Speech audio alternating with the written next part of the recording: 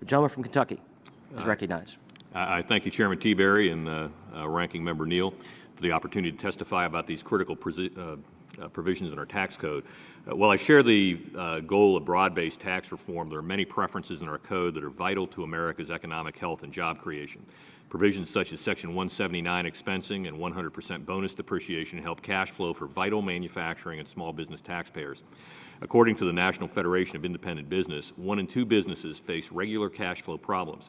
While not within the scope of this hearing, these provisions help manufacturers and small businesses smooth out the roller coaster of these cash flow issues. I hope as we continue to talk about extenders and tax reform, we keep these crucial provisions in mind. Another provision that helps manufacturers, the Research and Development Tax Credit, is what I'd like to discuss today. The R&D tax credit has spurred private sector investment in research by companies of all sizes across key industries. It's bolstered America's place as the world leader in innovation, fostering the development of new products and life-improving technologies.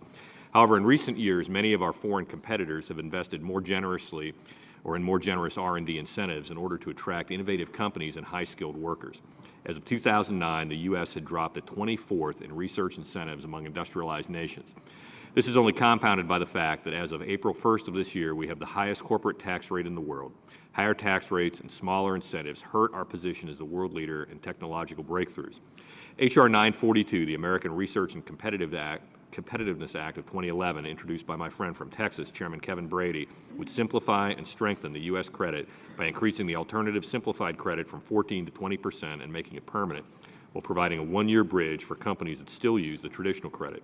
The certainty of a permanent R&D credit, along with lower corporate rates, would help to maintain America's position as a leader in innovation. The R&D credit leads to job creation in America.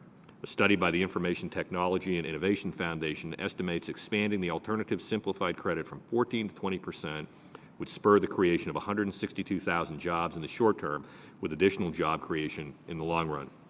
The credit was first adopted by Congress in 1981 and has been extended 14 times. It's time to give business the predictability that they need to invest in the next generation of invention or development by making the R&D tax credit permanent. Finally, I'd like to mention a bill I introduced with Ranking Member Levin, H.R. 3729, which would expand and make permanent tax incentives for businesses to donate food inventory to charity. Permanently extending this deduction is a necessary step in the continued fight against hunger in America, and I would urge your support. I thank the Chairman and the Ranking Member for their time to testify, and yield back.